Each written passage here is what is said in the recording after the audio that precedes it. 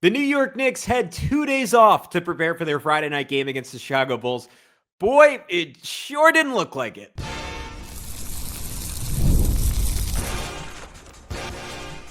You are Locked On Knicks, your daily New York Knicks podcast, part of the Locked On Podcast Network. Your team every day.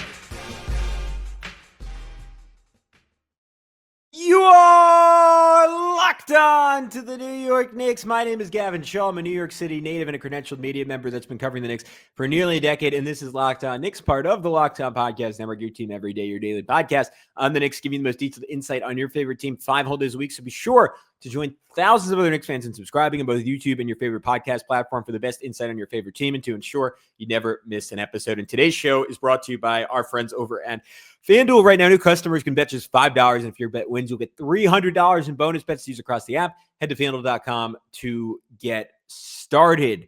On today's show, it is going to be a fun one. If you're a masochist, we are talking about a 135 to 125 Halloween night loss to the Chicago Bulls. Knicks dropped their third in a row. We're going to talk you through what was just a gross defensive effort outside of the third quarter. Like one of the worst I can remember in my last 4 or 5 years doing this podcast. Karl-Anthony Towns, mostly down the stretch. Josh Hart throughout, continuing to struggle. And then we'll finish up on some positives. Jalen Brunson flashing some impressive playmaking. OG and Anunoby, Mikal Bridges were just fantastic on the offensive end of the floor. But we have to start off with the dark part. The Knicks give up 72 points in the first half of this game. They would have been down after taking an early 7-point lead. They would have been down by 22 at halftime, if not for a miracle three from Mikal Bridges. I don't want to say miracle because he's shooting the heck out of the ball this year, but a big-time three by Mikal Bridges at the first half buzzer. And the blame defensively goes across the board. I'm gonna save Cat for the very end of this little rant because I wanna talk about what he was doing, or more so what he didn't do down the stretch of the fourth quarter.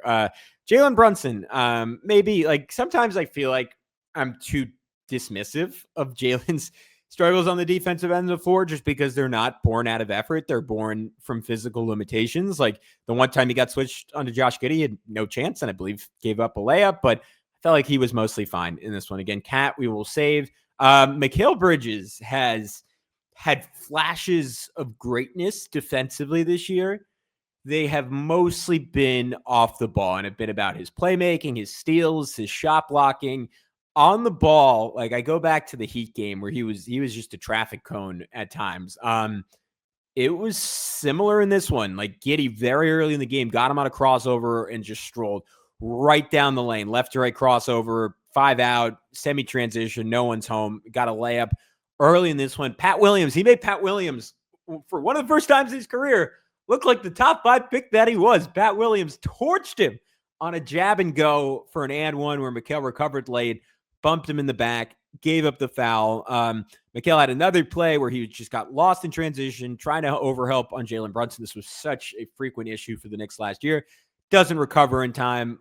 Matas Buzelis drains a three. And then Ayo, this will be a theme because he did a lot to Josh Hart, cooked him for a layup at one point. Mikal had one really nice defensive play, late third, early fourth, where he slew with Josh Giddey and swatted a would-be layup attempt. OG, mostly good defensively, as you would expect. Did get beat by Kevin Huerter on a give and go for a layup at one point. And then we get to Josh Hart, who after Cat was probably the Knicks' biggest liability this year. And I talked about it a lot last season. I feel like people underrated the extent to which he was bad defensively for large chunks of last season. We're going to talk about him more in segment 2 and some new reporting on the finger injury, which I think is telling and is interesting. But first, let's talk about how bad the defense was. Kevin Huerter beats him on a give and go for a layup. And when I'm watching Josh on defense, because he talked a lot before the game about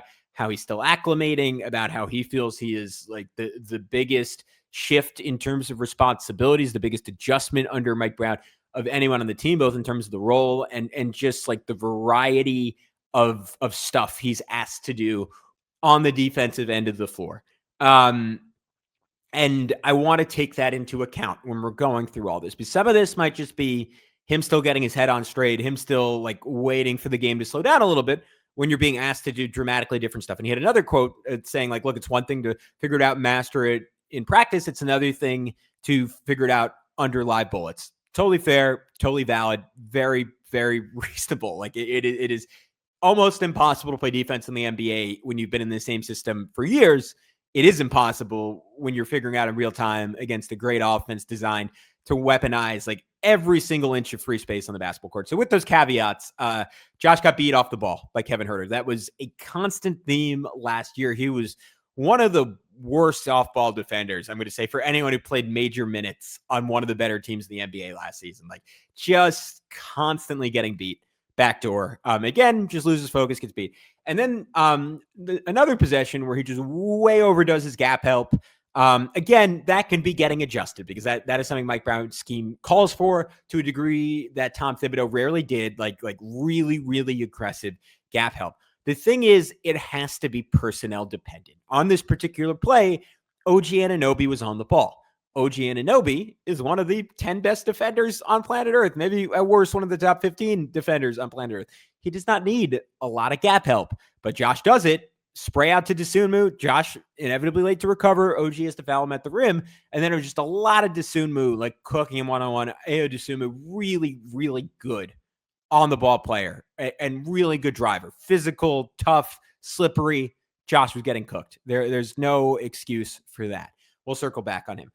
Deuce McBride, he was at fault too. Twice just got bullied by Josh Giddey. Again, similar to Jalen Brunson, not an effort thing, not a positioning thing, not an IQ thing, just small. And that's a reality. Like you might feel like more inclined to blame Josh Hart for an effort or IQ issue, and I am, because it's something that can be fixed. But at the same time, a bucket's a bucket, and Deuce gave up 2 because he wasn't big enough. Mitchell Robinson, not much of an impact in this one. I know got some rebounds, had some decent plays. He did not look like himself. I think similar to Josh, it is going to take a little time. That is understandable. The good news with Mitch, and we'll talk about it more at the end, the starting lineup was actually quite good with him when he was on the floor. Played just 3 minutes, then was taken out. Was not good in space. Ayo, again, it's a theme, beat him also for a layup. He fell asleep on an inbound play, led to a Vucevic 3. Generally, Chicago really limited him by playing a stretch 5 every single minute of this game. And Mitch was away from the rim and was not much of an impact as a help defender or as a rim protector. There was one other possession. The Knicks were down by 3. I think I'm pretty sure it was after OG hit the 3 to make it 115-112. No. It was OG's second 3. It was 115-114. Knicks were right there. He gets a stop on Huerter. Great. And with Mitch, this should never be a concern. You expect him to get the rebound, but he had lunged. He was out of position. Huerter gets the rebound, leads to a Bulls 3. The Karl-Anthony Towns stuff I'm going to get to in a second here was the bigger reason they lost, but that was a play that could have changed the game if Mitch gets that rebound.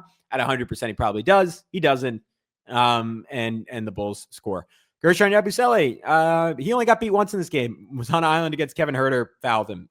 Did also have a possession where he slid with Trey Jones beautifully for a nice block. We did not see a lot of Gershon or Tyler Kolek in this game. They played in the first half. They did not play in the second. So there were defensive issues abound with those guys. When we come back, I want to get into Karl-Anthony Towns because he lost the Knicks the game down the stretch of this one. We'll talk about it in just a sec right here on Locked On Knicks. First, we want to tell you about our friends over at Robinhood. Your ambition just met its match. With Robinhood, you play for the win. Not just on game day, every day. Locking in on every opening, beating your PR, beating it again. Channel that drive into your money. Robinhood puts you in control of your money. Trade stocks and ETFs, options, futures, and crypto all on one platform. You can build and execute your trades from a desktop with Robinhood Legends advanced tools. So take advantage of the new Robinhood strategies with a tailored portfolio managed by a team of experts. You expect more from yourself, expect more from your money. Get started today at Robinhood.com/yourmoney. Again, that's Robinhood.com/yourmoney. Your money, your move. We also want to tell you about our good buddies over at DoorDash. The NBA season is heating up, and DoorDash has found the perfect way to keep fans in their bag all season long. Whether you're watching for the highlights, your fantasy team, or just your favorite player, DoorDash makes every game night even better. DoorDash is the official on-demand delivery platform of the NBA, and they're celebrating with something called the bag drop. Every time an NBA player scores 50 points in a game, DoorDash drops 50% off your order with Dash Pass the next day, and you're automatically entered to win for a chance at the ultimate fan bag. We're talking about player-inspired drip, exclusive gear, and stuff you'll actually want. So next time somebody goes off for 50, and remember, it's already happened, I think, 4 times this season, use promo code NBA50 the next day to get 50% off on DoorDash with Dash Pass, plus your shot at the bag drop. Dash Pass members only 50% off up to $10 the day after a 50-point game with promo code. Terms apply. No purchase necessary. Ends April 13th. Open to U.S. residents 21 or older. Visit DoorDashInYourBag.com for full details. DoorDash in your bag all season long. All right, let's get into the cat of it all. He was having a pretty good bounce back game before the final 3 or 4 minutes happened. Like, pretty awesome second half from Karl-Anthony Towns. Like, what did he finish with? 17 points and 7 rebounds in 16 minutes in the second half. It was honestly, offensively, it felt like the closest to the version of Cat we got in the Pacers series that we've seen this entire year in terms of how he was attacking the basket. So that was awesome. That was really, really encouraging to see. And then the last few minutes happened. This game throughout was the closest I got, like, PTSD of what we saw from Cat last season, or maybe deja vu is the better way to put it, of what we saw from Cat early last season, where it looked like he was just playing with cement blocks on his feet. I don't know if he was out of rhythm. I don't know if he got bad sleep the night before, but he was playing in a haze, like even going back to the first half, just stone feet, way out of position of pick and roll, and Nikola Vucevic got a layup. It felt like the Bulls got a great shot pretty much anytime they put Cat in the action. And then in the third quarter, he just takes an insanely bad angle on a screen, right? Or that might have been fourth, running right into it, leading to a Vooch 3.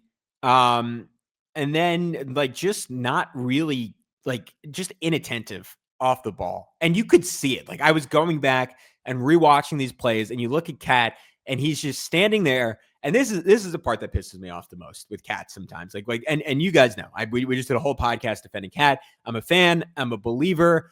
But the moments where I lose faith a little bit are when you watch him off the ball and he's standing straight up, not in a stance. Like, not that defenders have to be in a perfect, like, traditional, like, 1950s coach would be screaming at you to get your butt lowered to the floor. Not that they need to be in that position every single second they're on the floor.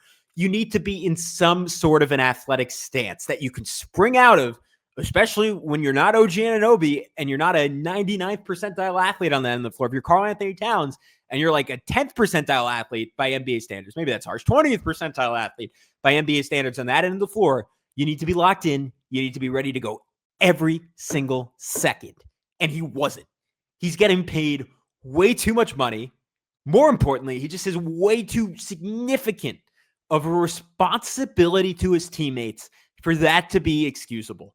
At this level of hoops, for a team with legitimate championship aspirations, he's standing straight up and just staring blankly into the distance, watching the ball, and Jalen Smith is wide open, and he cans a 3. And maybe I'm wrong, and maybe Mike Brown told Cat, hey, we don't think Jalen Smith is a great shooter.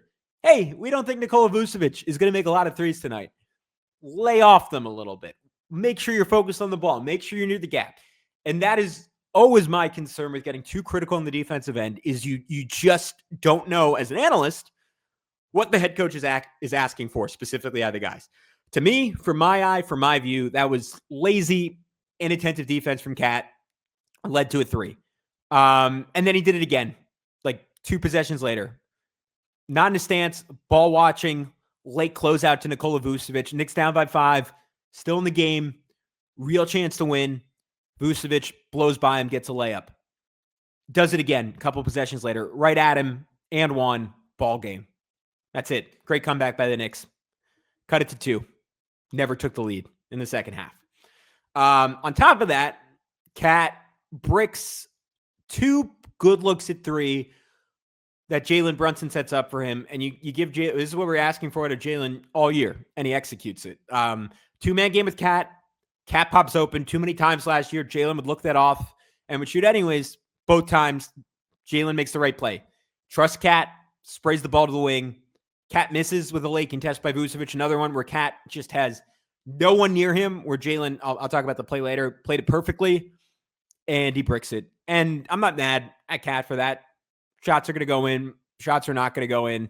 He, again, offensively, I don't really have any critiques for Cat in the second half. I thought he was transcendent or maybe transcendent is strong. I thought he was excellent in the second half offensively. And even early on in this game, like he was under involved, but he did good stuff. Like very first possession of this game, missed on a drive. And then the next possession, I give the Knicks credit for this to go right back to him. Dribble handoff to OG Anunoby, and Cat, like this is like kind of an empty side, 2-man action. Cat floats to the corner off it. OG to go with him, zips it past the Cat in the corner. You could have taken that right out of the Pacers playbook, right? Empty side, 2-man action with a wing and your big that can shoot. Cat pops to the corner, easily drains a 3. That was awesome. Had a great outlet pass to OG Anunoby for a layup. Also in the first half, 2-man game between him and Mikal, which is starting to really click. And that is really, really encouraging and exciting to me. Where Mikal pitches it to Cat, sprints into a toss back, probes, draws 2, hits Cat on the roll for a layup. That was great. And then in the second half, it was pretty clear because Cat took what? I mean, he had 8 points in the first half. Let me double check. Cat had 5 points in the first half. Didn't take a bunch of shots in the first half. Here, I have the stats right here, courtesy of Pivot Fade. Cat in the first half, he was 2 for 5 from the field, right? Not what you want. Need more. Clearly an emphasis coming out of the half because Cat repeatedly attacked the rim, was getting into his pump and go game over and over again, and was like, it was recognition. And we saw this last year where there was at least one game where Cat just completely torched the Bulls. This team doesn't have anyone that has any business guarding him. And if Chicago's going to be cute and they're going to play up tempo and they play all these guys that are offensive first players, you better kick their butt on the other end of the floor. And Cat did that in the second half, like just repeatedly bulldozing. And the Knicks set him up for success, right? Like Mike Brown put him out there, and this is what we're seeing from Mike Brown. It's double big, it's 5 out, or it's Josh Hart on the floor. Those are basically the 3 options for Knicks lineups. And in those 5-out lineups, there's one with Brunson, Clarkson, Bridges, OG, Cat. And Cat, in those situations, he can trail, then he gets the ball with pace. He can go right downhill on Vucevic, open lane. Bulls are doing that too on the other end. You have to make them pay. You have to get them back on the other. Cat does exactly that. Sprints in for a layup. It was a great second half for Karl-Anthony Towns offensively until the final 4 minutes where he self-destructed. The other guy who by and large self-destructed in this one was Josh Hart. Couple of interesting comments to him from him to the assembled media, where they asked a follow-up question. Maybe some people in the broader, I know our buddy Chris Persianen obviously does, but maybe some of the beat reporters listen to the Locked On Knicks podcast. He suffers the initial injury in May, according to Steph Bondy, during the playoffs, which I don't know if I forgot that or if that wasn't previously reported, but that's interesting. And I'm glad that was asked about. Anyway, I skipped around. I haven't taken my ADHD medication yet this morning. I was going to say that Josh Hart specifically said he does not intend to get surgery at this point on it. But anyways, he plays through the injury, undergoes surgery in the offseason, and then a setback occurs during a practice not long before training camp is officially open. He has the splint on the finger, is still dealing with discomfort around the hand. And this was a quote from the article: possibility won't be fixed without another procedure. But here's what's interesting, and here's where my assumption has been wrong. I was assuming, maybe foolishly, off my own experience getting surgery for my broken finger, that is about a 2.5 month recovery. And maybe that's the case, but the phrasing from Bondy was the recovery would be months, not weeks. To me, that implies a little longer, maybe a little over 3 months. In my mind, that makes no difference in terms of how Josh Hart should approach this. Even if it's 3 months, even if he was not back until, I don't know, let's say March 23rd, which would be a lot longer. That would be, let's see, December, January, February, March. That would be like borderline 4 months at that point, should still go get the surgery, in my opinion, for my money. Anyways, Josh went on to say, after saying he's not going to get the surgery right now. And again, maybe there's a factor, I don't know. Like the Knicks doctors think it'll just heal through him playing with it. I don't know if that's a thing, but maybe that's what the premise is. Another quote from Josh. I feel like I've got the biggest adjustment out of the whole team, just in terms of role, starting, not starting, how the minutes are going to be. And I've got to know every position. There are going to be times where I'm bringing the ball up. There's going to be times when I'm the 5. There's going to be times when I'm the 4. Again, he knows infinitely better than I do. I don't see any situation where Josh is playing the 5. I think, at least defensively, maybe he means on the offensive side of the ball, in that like Cat would be spaced or Yabu would be spaced and Josh would be setting on-ball screens and then rolling. We actually saw that first possession of the game. He set a screen for Jalen Brunson, which is obviously something Tom Thibodeau tried to lean into last year to mitigate his lack of shooting. And it led to a Yabu 3. So maybe more of that. Another quote from him. I literally have to know every play from every different position. And it's one thing to know it in practice and go through it. But when it's on game pace, that's the real test to it. So I'm still figuring that stuff out. And it's an adjustment. This is my 7th coach. So I've had to do a lot of adjusting my career. So should be solid. And then him on his ego and not starting. So it's never like, okay, cool. And it's seamless. There's going to be days where I'm like, man, that's some bull. You know what I mean? But it'll be a constant thing of fighting that, but making sure I know that this is what's best for the team and locking in on that. Again, that's totally valid from Josh. Like, I get that. Like, there have been games and stretches of playoff series where he's seemingly been the Knicks' best or second best player. He has every right to have an ego. Like, he's someone who, like, the trajectory he's been on the last few years is maybe not for the Knicks just because of their standards for retiring jerseys, but for a different franchise, like he would have his jersey retired. If this Knicks team wins a championship someday, he will likely have his jersey retired for the Knicks. If he wants to have an ego about coming off the bench and only playing, what did he play in this game? 15 minutes? Sure, I get that. Again, here are the facts. He was minus 18. He took 1 shot in 18 minutes. He had 1 rebound and 1 assist. He looks lifeless out there. He's not making an impact. He's not looking at the basket. All the energy he had in his first game back is gone. And it's difficult. Maybe his back is tightened up and there's some kind of secondary injury now. It is difficult for me to assume that this is a physical issue when he had 14 rebounds in 19 minutes in his first game back. Like, regardless of the shooting, regardless of the disinterest in shooting, Josh is always supposed to give you everything else. Rebounding, pace, playmaking, driving. He's one of the better finishing guard/wings in the NBA. And you're getting none of that. And because of it, he's not an NBA player the way he's playing right now. He should not be playing minutes for this team right now. If this is what it's going to be, understandable that Mike Brown wants them to work through it. They're just in a weird twilight zone where he's maybe not playing quite enough to find his confidence and find his rhythm. And to be fair, the rest of the team is not giving him much of a margin for error against teams they maybe should have a margin for error against. But he should sit a couple of games. He should practice. He should get the back 100%. If that's still bothering him, because he is hurting this team every single second he's on the court right now. And hopefully it gets figured out, because again, I'll say it every show where I critique him. I love Josh Hart. I love what he brings. At 100% health, he can be the difference between this team winning a championship and not winning a championship. We'll come back with some quick final notes on this loss to the Chicago Bulls. But first, we want to tell you about our friends over at FanDuel. The NBA is back, and there's no better place to get the action than FanDuel, the official sports betting partner of the NBA, even if you missed the start of the game. Or want to ride the hot hand? FanDuel's live bets on everything from who will score next to fourth quarter comebacks. Plus, you can even combine your live bets into a same-game parlay for a shot at an even bigger payout. It keeps every game exciting, especially when your team is making that late push. You could have gone in the third quarter. It wouldn't have worked out for you. But you see the Knicks in the midst of a big comeback and say, hey, I'm going to put some money down on my Knicks. I have confidence they're going to bounce back in the second half. Or you could have gone the other way and said, this team is struggling right now. The Bulls are clicking as the Knicks are making their run, and the odds are shifting back to the Knicks. You could throw some money down on the Bulls, and you would have made a lot of money last night. And right now, FanDuel is giving new customers $300 in bonus bets when your first $5 bet wins. Head to FanDuel.com to sign up and play your game with FanDuel, the official sports betting partner of the NBA.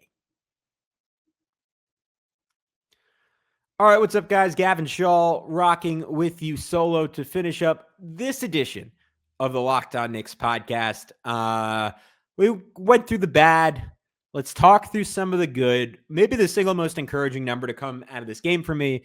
The starting five, first time we've gotten to see them this year, obviously, in Mitchell Robinson's first game of the season, of Brunson, Mikal, OG, Cat, and Mitchell Robinson were a plus 13 in 7 minutes of action. They outscored Chicago 27-14, one of the Knicks' few positive lineups on the night. The Knicks got off to a really good start. A lot of it was the shot making of Mikal Bridges and OG Anunoby.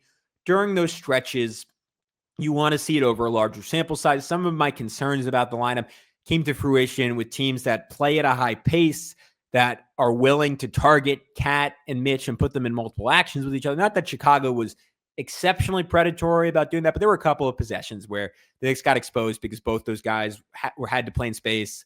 There was no one around the rim. The Knicks didn't really have the mobility on the perimeter to ideally, I think against Chicago, you'd play a little smaller and you would switch a lot. And maybe you'd start something like, honestly, against the Bulls, if I were Mike Brown and you had a normal version of Josh Hart, I would probably start Brunson, Deuce, Hart, Mikal, OG at center, and just switch everything would be the way I'd go. And maybe that wouldn't work because maybe Vucevic would destroy you in the post and they'd kill you on the glass and you still wouldn't be able to guard some of their speedier actions. But I think flexibility would be the better approach. The fact that this was not really a good matchup and Mitch was not himself and Cat didn't really do anything in the first half and the Knicks still outscored them by that much with the starting five is a really good sign.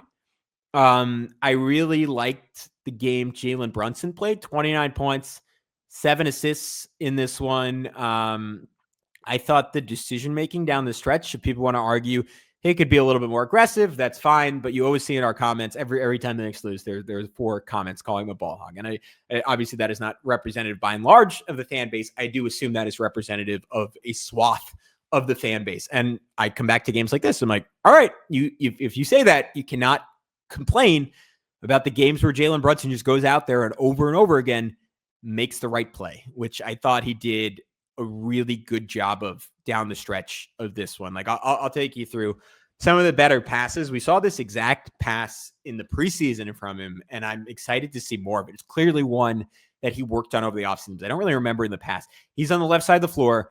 Mitch comes up to set a screen to his left. Jalen stares right at it, starts to probe, and then picks up his dribble and just whips a one-handed pass to Mikal Bridges in the opposite corner. That one led to a 3.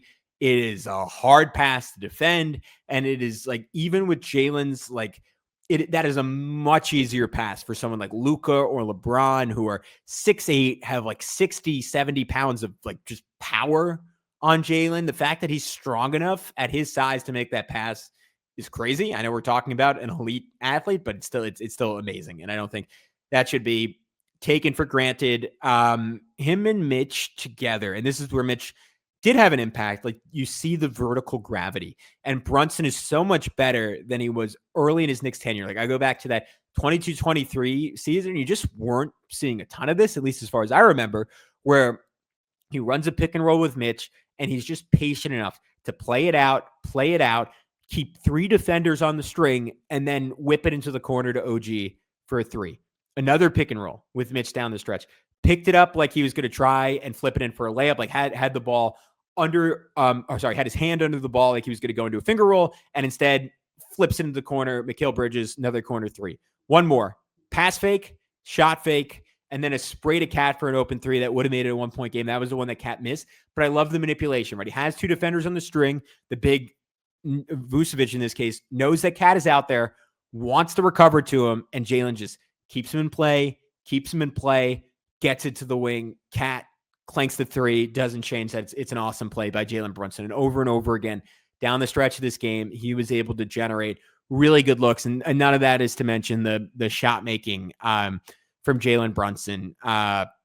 Really good in the mid-range, really good in ISO, finished through some contact, 12 for 25, 3 for 8 from 3. Only issues that he was 2 for 5 from the foul line, did have just 2 turnovers in 35 minutes, given the amount of time he handles the ball. That's fantastic. Like, there was not a lot to complain about in regards to Jalen Brunson, in my mind. Mikal Bridges and OG Anunoby, I feel bad. I'm just hitting them at the 30-minute mark. That's what happens when you have a gross loss like this, but I thought they were great, combining for 49 points and 9 assists on 19 of 27 shooting, 9 of 15 from three-point range between the two of them. Again, I had my complaints about Mikal on the defensive end, but the shot making continues to just be spectacular this year. I'm gonna pull it up right now because I didn't have it. Mikal on the game, on the season now, what does he shoot? He's shooting 50, or that is not updated. Come on, ESPN. This is a day later.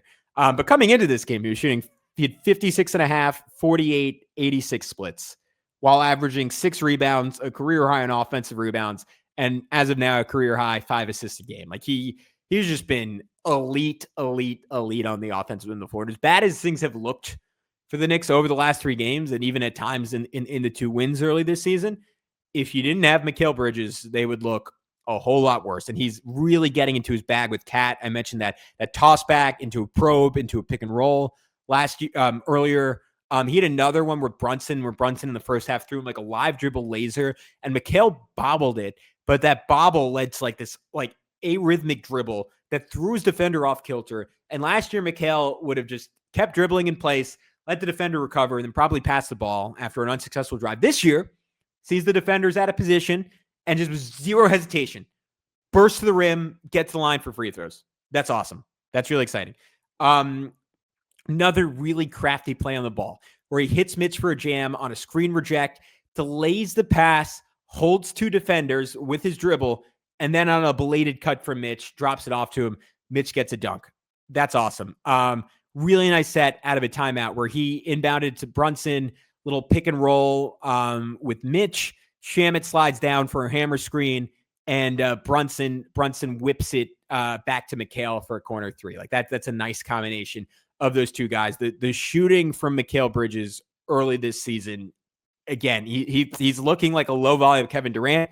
He should be taking 20 shots a game right now, the way he's playing on the offensive end. Like, until he cools down, because right now he's looking like someone who could potentially, even though there's only 16 Americans, could potentially make a push at an all-star team if he gets higher volume. OG, similarly, just like great shooting game from him. But I love the aggressiveness, like early on. Sees Dosunmu on him. He's too big for him. Drives right through him for a layup. Probe where he spins and then sprays out to Clarkson for a 3. Next possession, he hits a wing 3. A really fun one with Mitch where he had like a dribble handoff, flip back from Mitch into a pick and roll, and just some advanced ball handling craft from OG. And like, this is the work that he's putting in over the summer paying off. Snakes it back, draws 2, ball fake to Mitch, and then sets it up, sprays it to Mikal in the corner. Once you bait 3 defenders, like we keep talking about, where's the secondary ball handling for the Knicks? How are you going to create easy shots for Jalen Brunson? How are you going to create easy shots when Jalen Brunson's not on the floor? And right now, both Mikal and OG, these last couple of games, with the assist numbers they're putting off, they are answering that question. Mikal more consistently than OG, but we're seeing flashes from that. OG later on, 2 corner 3s as the Knicks were making this late run. They had the 26-9 run in the third quarter. Bulls push it back out to 10. OG single-handedly drags them back along with Cat. Corner 3 to make it 113-110. Another one to make it 115-113. Really impressive finish to this game for OG and Mikal. They were not the reason the New York Knicks lost. But this was probably way too much time to talk about a miserable game for the Knicks, especially when they're going to run it back. Tomorrow we'll have you covered Monday morning with Knicks Bulls Part 2. Hopefully talking about the end of a 3-game losing streak. But until then, be sure to check out our friends over at Locked On Fantasy Basketball. Josh Lloyd hosts the #1 fantasy basketball podcast, giving you daily tips and helping you win your league, all while making you a smarter NBA fan. You can find it on YouTube or wherever you listen to podcasts, part of the Locked On Podcast Network, your team every day. We'll talk to you really soon right here on Locked On Knicks.